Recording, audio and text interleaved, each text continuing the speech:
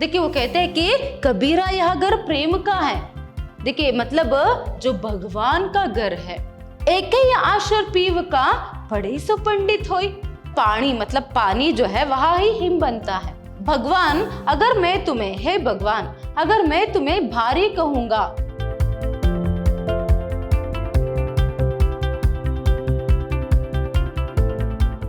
नमस्कार, मैं हूं हर्षिता, हिंदी लेक्चरर, विद्याश्रम कॉलेज मैसूर। आज हम मैसूर यूनिवर्सिटी के 3rd सेमेस्टर बीबीए की हिंदी पाठ्यक्रम से कबीर दास जी के दोहे जो है उनको देखेंगे। कबीर दास जी के दोहे जो कविता है उसके फर्स्ट सेशन में हमने पहले के जो 7 दोहे जो है उसको देखा था, जिसमें गुरु की महिमा, भक्ति और उसके साथ साथ नीति पूर्वक दोहे जो है थे। तो आज के सेशन में हम देखेंगे कि आज किसके संदर्भ में यहाँ पर कबीर दास जी जो है कहते हैं करके। तो देखिए उनका यहाँ पर आज का पहला दोहा है, वह है कबीरा यह घर प्रेम का, खाला का घर नाही, शीस उतारे हाथी करी, 100 पैसे घर माही। देखिए वो कहते हैं कि कबीरा यह घर प्रेम का है। देखिए मतलब जो भगवान का घर है, जो भगवान का भक्ति का जो घर है ना, वह प्रेम का घर होता है, किसी खाला का घर नहीं। खाला का मतलब यहाँ पर क्या है? मौसी का। किस तरह आप अपने आंटी के घर में, आप अपने मौसी के घर में कितने आसानी से जाकर बैठ सकते हो ना, वैसे यहाँ पर भगवान के घर में नहीं जा सकते हो।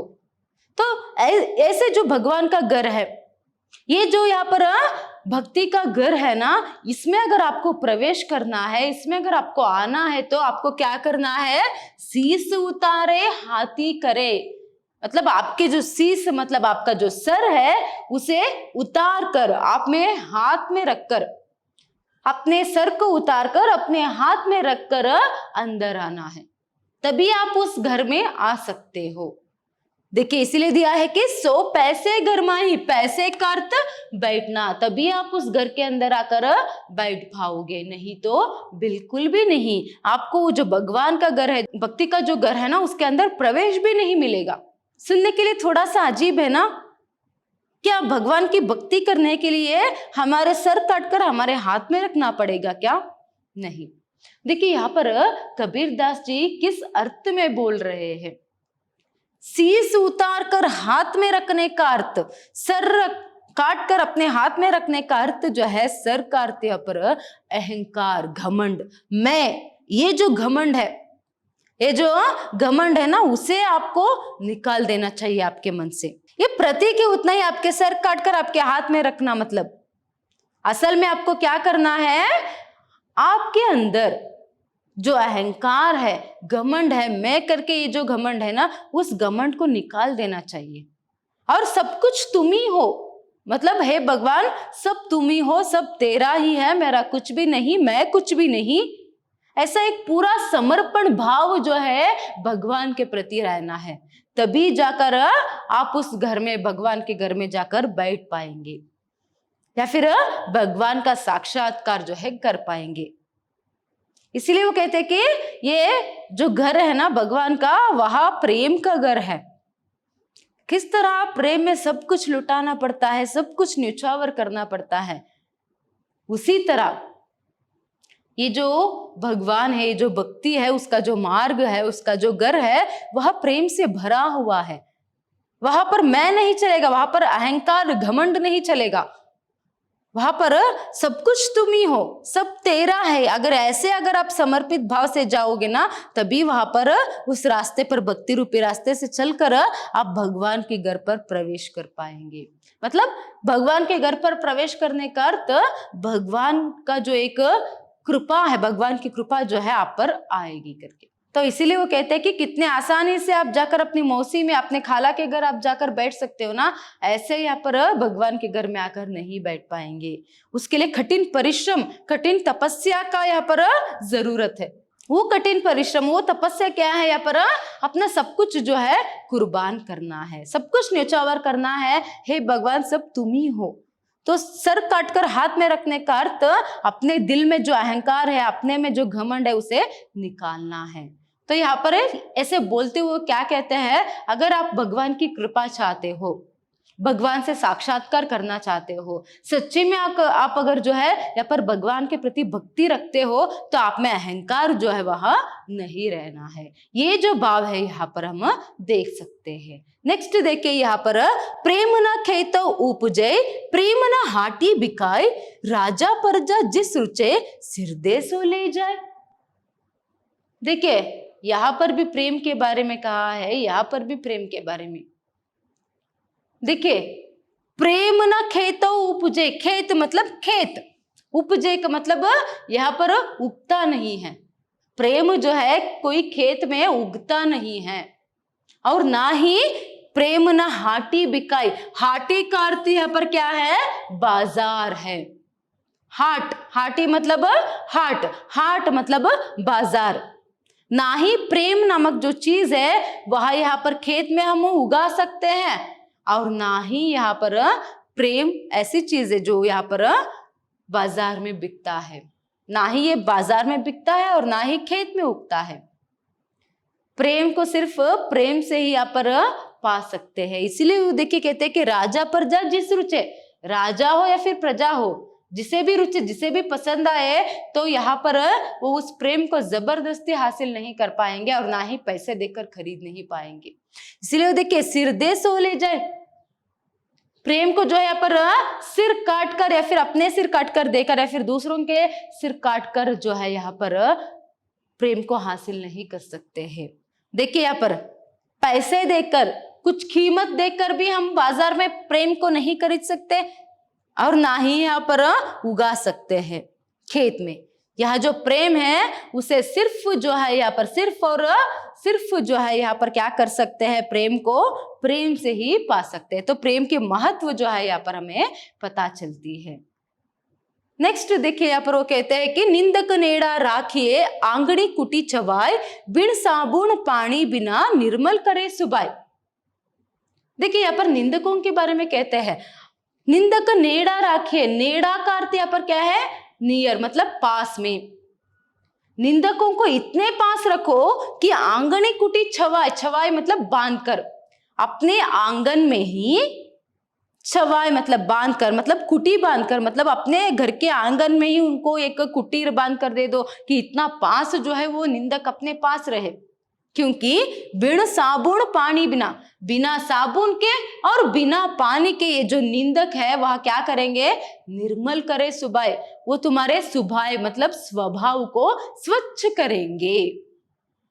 क्यों, देखिए सोचिए, निंदा मतलब कौन है, निंदक मतलब कौन है, जो हमारी निंदा करते हैं, जो हमारी बुराइयों को गिनते हैं या फिर हमारे हम में जो कमियां रहती है उस कमियों को यहाँ पर बड़ा चढ़ा कर कहकर क्या करते हैं, हमें दुख पहुंचाने की कोशिश करते हैं।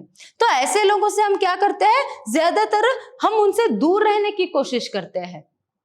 कोई हमें यहाँ पर हमारी बुराई करता हो, हमारे पीठ पीछे हमारे बातें बनाता हो, तो ऐसे लोगों से हम दूर भागने की कोशिश करते हैं। देखिए कबीरदास जी उल्टा यहाँ पर क्या कह रहे हैं, दूर नहीं बल्कि आप इतने पास रहो कि आप अपने घर में ही जो है, घर के आंगन में ही उनको कुटीर बनाकर दे दो। मतलब हमेशा कुटीर बनाकर देने का अर्थ यहाँ पर क्या है, हमेशा आप उनके इतने पास रहो, क्योंकि क्या है, वह जो है बिना साबुन के, बिना पानी के आपके जो स्वभाव है, आपका जो चरित्र है उसको स्वच्छ करेंगे, शुद्ध करेंगे। कैसे, देखिए क्या होता है, अगर कोई निंदक हमारे आसपास है तो हम डरेंगे कि कहीं हमने कोई गलती कर दिया और वह यहाँ पर हमारी निंदा ना करे। तो इस तरह हमारी क्या है, हम एक एक कदम भी फूंक फूंक कर रखेंगे, मतलब एक एक कदम भी सोच कर रखेंगे, कोई गलती ना करेंगे, तो क्या हो जाएगा, हमारी चरित्र की जो शोभा है वह बढ़ जाएगी। तो इसी तरह उनके डर से तो क्या हम यहाँ पर गलतियां नहीं करेंगे और यहाँ पर अपनी जो चरित्र है उसे यहाँ पर शुद्ध और स्वच्छ बनाए रखेंगे। इसीलिए निंदकों के महत्व के बारे में यहाँ पर वहां कहते हैं, उनसे डरना नहीं बल्कि उनको पास में रखना करके। नेक्स्ट देखिए यहाँ पर, पोती पड़ी पड़ी जगमुआ, पंडित भया न कोई, एक ही आशर पीव का, पढ़े सो पंडित होई। देखिए यहाँ पर वो कहते हैं कि पोती पड़ी पड़ी जगमुआ, पोती का अर्थ यहाँ पर क्या है, ग्रंथ, बड़े बड़े ग्रंथ, बड़े बड़े धर्म ग्रंथों को पढ़कर या फिर बड़े बड़े ग्रंथों को, किताबों को पढ़कर न जाने कितने सारे लोगों ने पढ़ा और कितने सारे लोग मर भी गए। मगर कोई भी उनमें से पंडित नहीं बना। पंडित भया ना कोई, भया मतलब कोई भी पंडित नहीं बना, भया का अर्थ बना ना, कोई भी यहाँ पर पंडित नहीं बना उन बड़े बड़े ग्रंथों को पढ़कर। तो फिर असल में किसी को पंडित बनना है तो क्या करना है, एक ही आशर, आशर का अर्थ है अक्षर, पीव मतलब यहाँ पर प्रेम रूपी जो 1.5 अक्षर का जो शब्द है उसको जो यहाँ पर समझ लेता है, असल में उसका सच्चा अर्थ यहाँ पर जो समझ लेता है, प्रेम को जो समझता है, वह क्या है यहाँ पर पंडित होय, वह पंडित बन जाता है। पढ़े सु पंडित होय, जो प्रेम के 2.5 अक्षर को पढ़ता है ना वही असल में पंडित होता है। ये जो पोथी मतलब बड़े बड़े धर्म ग्रंथों को या फिर बड़े बड़े ग्रंथों को सिर्फ पढ़ने से कोई मतलब नहीं होता है, और सिर्फ पढ़ने से कोई भी यहाँ पर पंडित नहीं बनता है। असल में क्या है, प्रेम रूपी जो एक अक्षर है या फिर जो 2.5 अक्षर जो प्रेम का है ना, उसके यहाँ पर अर्थ को जो समझता है, प्रेम को जो समझता है, सबसे प्रेम का बर्ताव जो करता है, वही सच्चा पंडित है। देखिए यहाँ पर प्रेम का जो महत्व है वो बताते हैं। और जो लोग पंडित, मैं पंडित हूं करके जो ढोंग ये करते हैं ना, उनके खिलाफ वो कहते हैं कि ये कैसे, सिर्फ पढ़ने से कोई पंडित नहीं बनता है, सबसे प्रेम से व्यवहार करना चाहिए, प्रकृति के प्रति, हमारे समाज के प्रति, भगवान के प्रति प्रेम का भाव जो है रहना चाहिए। जब प्रेम का भाव रहेगा तो उस व्यक्ति में अहंकार नहीं रहेगा, उस व्यक्ति में घमंड नहीं रहेगा, और वह सबकी भला यहाँ पर चाहेगा। तो हो गया ना, यही पर वह पंडित बन जाएगा करके वह कहते हैं। प्रेम के महत्व के बारे में यहाँ पर वह कहते हैं। नेक्स्ट देखिए यहाँ पर, पानी ही ते हिमबया, हिमवय गवा बिलाए, कबीरा जो था सोई भया, अब कुछ कहा ना जाए। देखिए वो कहते हैं कि पानी ही ते हिमबया, भया का अर्थ बनना, भया का अर्थ यहाँ पर क्या है, बनना। जो पानी मतलब पानी जो है वह ही हिम बनता है, पानी ही जमकर यहाँ पर हिम बनता है, आइस बनता है, फिर वही हिमवय गवा बिलाई, जब वह हिम जो है, जो आइस है, वह जब पिघलता है, हिम जो पिघलता है, तब वह फिर से पानी बन जाता है। यहाँ पर वो कहता है कि कबीर जो था वह अभी वही बन गया है, तो अब कुछ कहा नहीं जा सकता। देखिए यहाँ पर भक्ति के बारे में कहते हैं, यहाँ पर रहस्यवाद जो है हम यहाँ पर देख सकते हैं। कबीरदास जी के बहुत सारे दोहों में हम रहस्यवाद को देख सकते हैं। कुछ स्पष्ट रूप से यहाँ पर हम समझ नहीं पाएंगे। ये तो सही है कि पानी जमकर हिम बनता है और हिम जो है पिघल कर फिर से पानी बन जाता है। ऐसे ही मैं जो हूं अभी फिलहाल वही बन गया, मतलब मैं भक्त था, अभी भक्त ही हूं, अभी आगे क्या है वो मैं कुछ कह नहीं सकता करके वो यहाँ पर कहते हैं।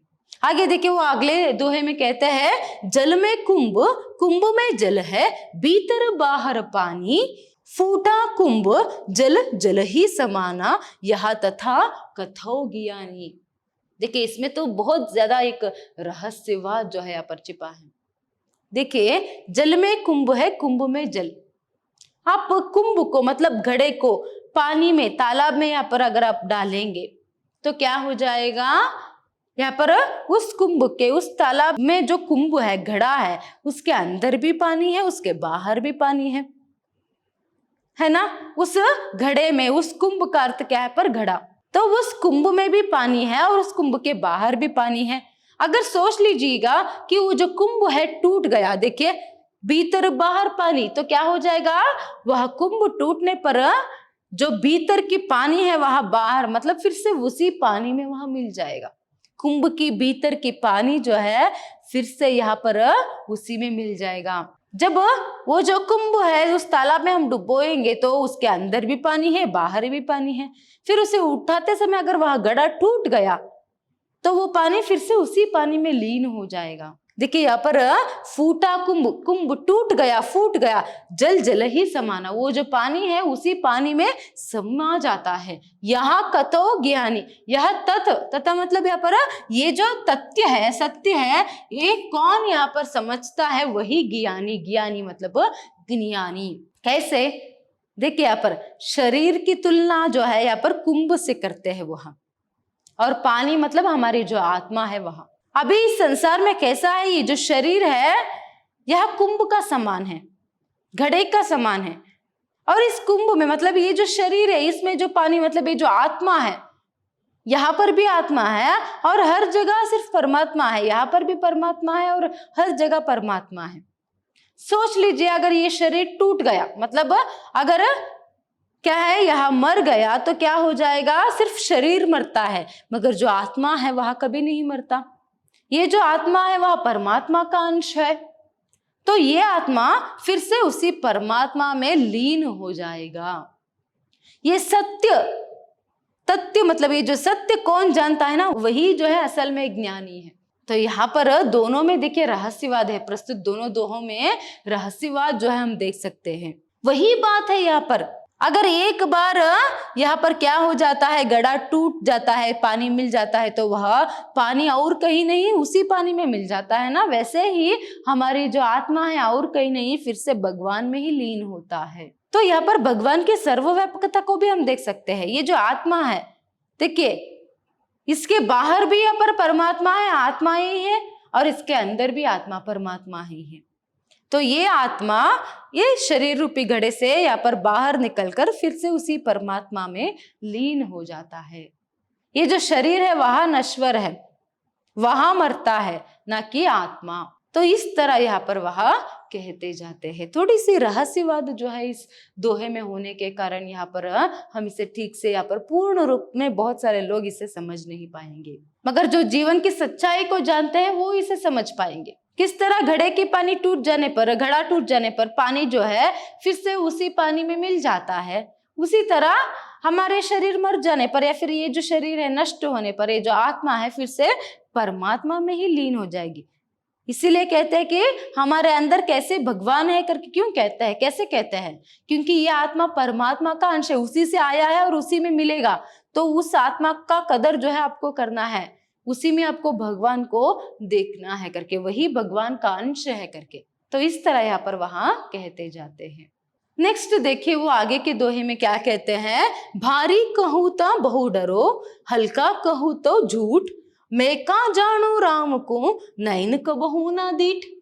देखिए वो कहते हैं कि भारी कहूं तो बहु डरू, भगवान अगर मैं तुम्हें, हे भगवान अगर मैं तुम्हें भारी कहूंगा तो मैं उसके लिए वो कहने के लिए डरता हूं, और हल्का कहूं तो झूठ, अगर तुम्हें हल्का कह दूंगा मतलब तुम छोटे हो इस तरह मैं तुम्हें कह दूंगा तो वह झूठ हो जाएगा, और तुम बड़े हो भारी हो इस तरह अगर मैं तुम्हें कहूंगा तो वो कहने के लिए मैं डरूंगा, क्योंकि मुझे सच में पता नहीं। देखिए इसलिए वो आगे कहते हैं मैं कहा जानो राम को, जानो का अर्थ यहाँ पर क्या है, जाना।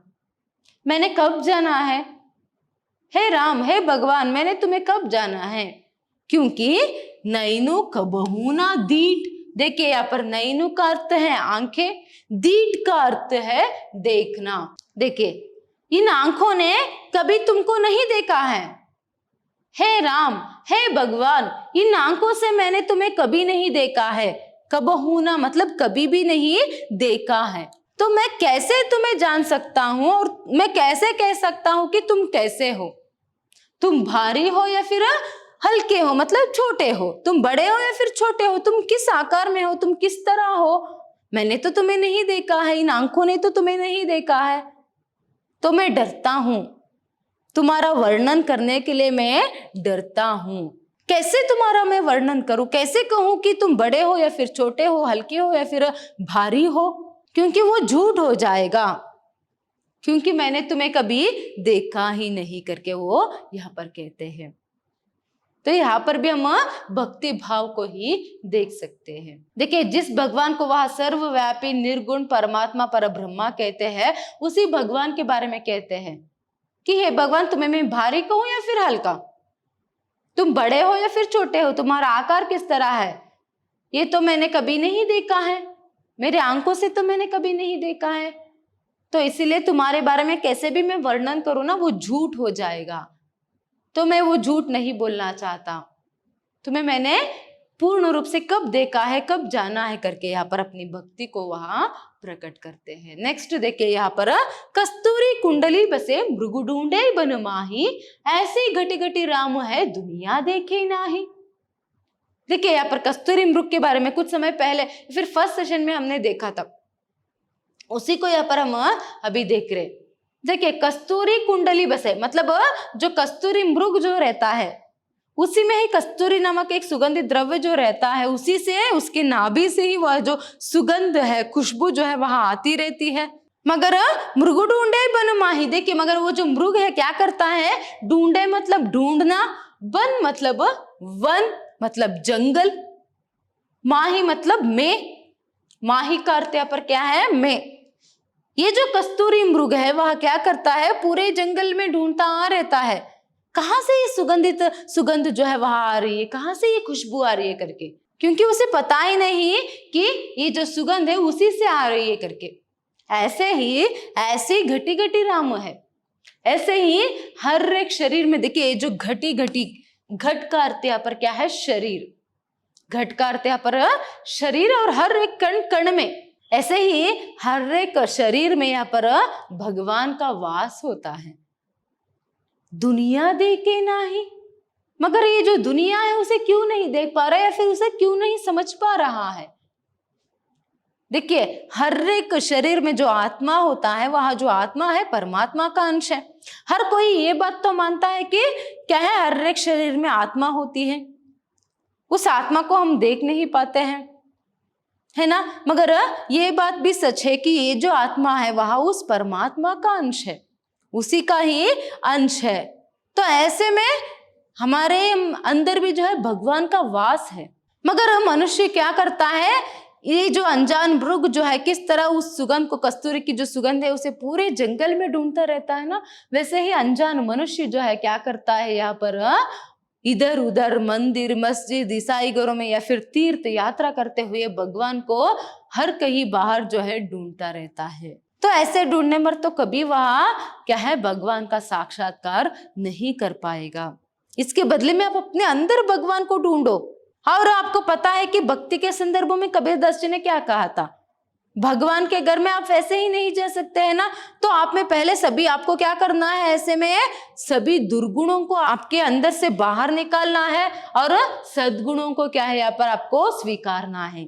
सबसे पहले ये जो अहंकार है, जो घमंड है, मैं करके ये जो घमंड है, उस घमंड को यहाँ पर निकालना है। सब कुछ भगवान को समर्पित कर देना चाहिए।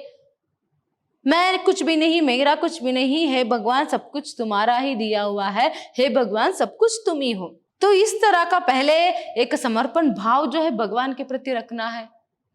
फिर सभी तरीके से दुर्गुणों से दूर रहना है, सद्गुणों का आह्वान करना है, और हर एक को जो है प्रकृति में जितने भी लोग हैं, पशु पक्षियां हैं, उन सबको प्रेम से देखना है, सबको प्रेम देना है, और सिर्फ सबसे प्रेम का ही चाहत यहाँ पर रखना है, और किसी तरह की भी यहाँ पर चाहत जो है नहीं रखना है। तो ये सभी करने पर ही जाकर कहीं क्या है, यहाँ पर वह सच्चा भक्त बन पाएगा, और उसी सच्चे भक्ति के कारण वह भगवान से साक्षात्कार जो है पा सकेगा। तो इस तरह जो है यहाँ पर उनके कुछ दोहे जो है आपके पाठ्य पुस्तक में रखी गई है। तो उस समय में, उनके समय में यहाँ पर जो उन्होंने लिखा था वो आज भी सत्य है, आज भी उससे हमें बहुत कुछ सीख जो है मिलती है। इसीलिए कबीरदास जी की जो दोहे है उन्हें सर्वकालिक सत्य यहाँ पर माना जाता है। तो आज भी अगर क्या है, यहाँ पर आप सच्ची में भगवान से यहाँ पर भक्ति करना चाहते हो तो पहले सभी तरह के दुर्गुणों से दूर होना है, अहंकार को मिटा देना चाहिए, और सद्गुणों से यहाँ पर क्या है, सद्गुणों का स्वीकार कर कर, सबसे प्रेम कर कर, सबकी भलाई पहले आपको चाहनी चाहिए। तभी आप क्या है, सच्चे रूप में भगवान की भक्ति जो है कर रहे हैं करके। धन्यवाद।